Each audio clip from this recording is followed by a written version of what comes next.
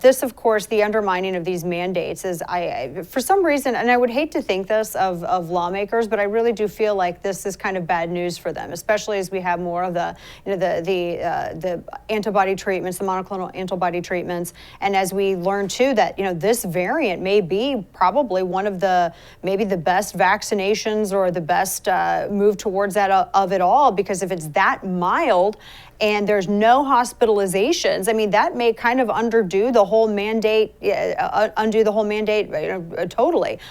Tell us about this and where do you think that we're going to be with these mandates, especially if this new variant kind of takes over from Delta? Well, the mandates really have major legal problems, but aside from that, as we know on the federal level, all five courts that have dealt with it have struck it down essentially by either imposing a temporary restraining order or permanent injunction against the mandates across the board. And the state mandates are likewise vulnerable. But what's happening is we're seeing an evolution of the virus, and you're pointing that out. The Omicron variant is far less virulent as best we can tell, and that is a predictable course for a virulent virus like this to become more contagious but less virulent, because the virus can only survive, of course, if it has a host. So by killing its host, it becomes extinct. So now it's entering what's known as the endemic phase, and that's we see a full-blown endemic phase in Florida, and we should be celebrating that. Instead of all these lockdowns and mask mandates and other forms of mandate, we ought to be looking at opening things up, and we ought to be shifting to a treatment model because of its less virulence. When it's less virulent, the treatments make much more sense because, as you're pointing out, you're going to get the benefit of immunity from the less virulent virus, which you want, and then you're going to also witness over time, people are not going to continuously get vaccinated. They're not going to, this idea that every 6 months we will be vaccinated and suffer the ill effects of vaccines for a number of people, it's going to induce fatigue. People are going to just, the levels of vaccination will continuously plummet over time. And the only solution long term that we're going to have to live with is a treatment model. And fortunately, we got a lot of them. Paxlovid from Pfizer is just coming out, 89% reduction in hospitalization and deaths from a treatment. That's amazing. Those are great numbers. And you mentioned too, Jonathan, you mentioned Florida. I mean, they have super low hospitalization rate. And I was looking at some of this data has been reported by the New York Times, which isn't, I would say, maybe perhaps the bastion of conservative thought or the biggest Ron DeSantis fan.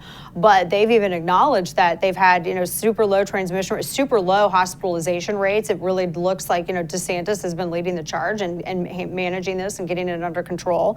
But it's odd that that's not factored into the discussion whenever we talk about national shaming of not wearing masks or anything else. I mean, some of these areas that had the strictest protocol and some of the highest vaccination rates, they had some of the highest fatalities as well. I just kind of want to get your thoughts on that as to how courts in some parts of the country can justify the continuing infringement on rights, yet knowing what the outcome has been without doing that. Well, you're right. In the European Journal of Epidemiology this month, a Harvard study has been published that shows that in those areas of the world and in the counties that have the highest levels of vaccination, there's also the highest incidence of COVID infection. Now, you would expect the opposite, wouldn't you? But no, that's not what's happening. So it's not only that the vaccine has a poor performance, it's waning apparently to such a degree after people are vaccinated that the rates of infection in those states and in those counties and in those countries that have the highest levels of vaccination, they also have the highest level of infection. Now, when it comes to the states, it really depends upon how these mandates are imposed, but because they vary. When they come from public health departments, like in New York, they're arbitrary and capricious under administrative law because they're both over-inclusive and under-inclusive. They're not taking into account the fact that When you impose that on a business, it's ridiculous because the virus is ubiquitous. You catch it outside of the business, you catch it at another place, where people gather. And we know from our history that when people gather at home, that is frequently, when they're locked in their own homes, that is frequently the area of greatest proliferation of the virus. So we want people out. We want people in open air areas. The evidence from MIT shows that when external air is circulated internally and internal air is expelled from enclosed spaces, the level of transmission drops precipitously, emulating what it is in the outdoor environment. That's what we should be focusing on. We ought to be focusing on things that make sense.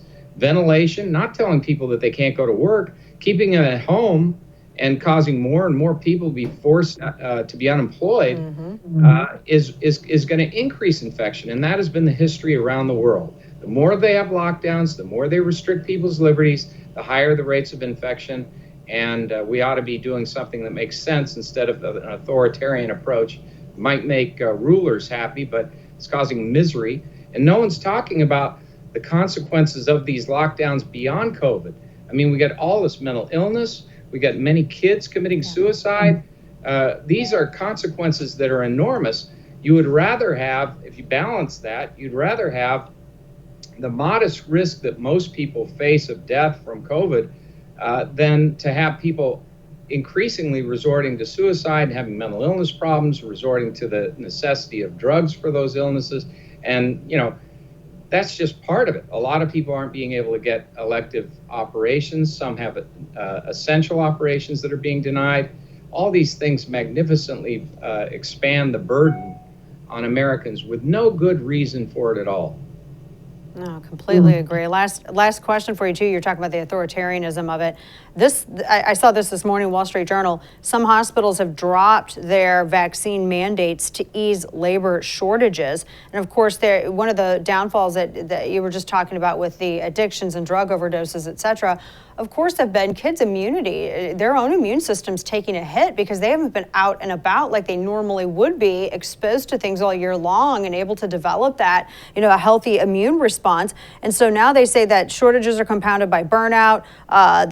They're trying to lure people back with high pay rates. So we went from first responders are the heroes to they're bad because they didn't get the jab. Now, oh my gosh, they're heroes. We need them back again. I just wanted to get your thoughts on that piece.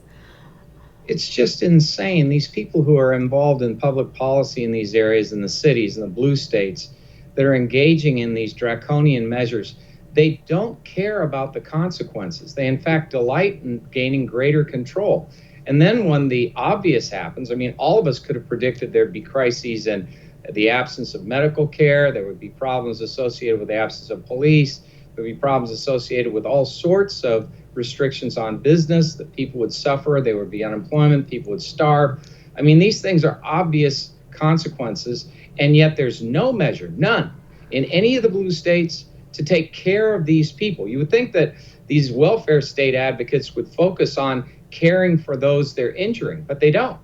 And the reason is that they're so obsessed with control, they couldn't care less about the consequences to people. The answer to all of this is to open things up.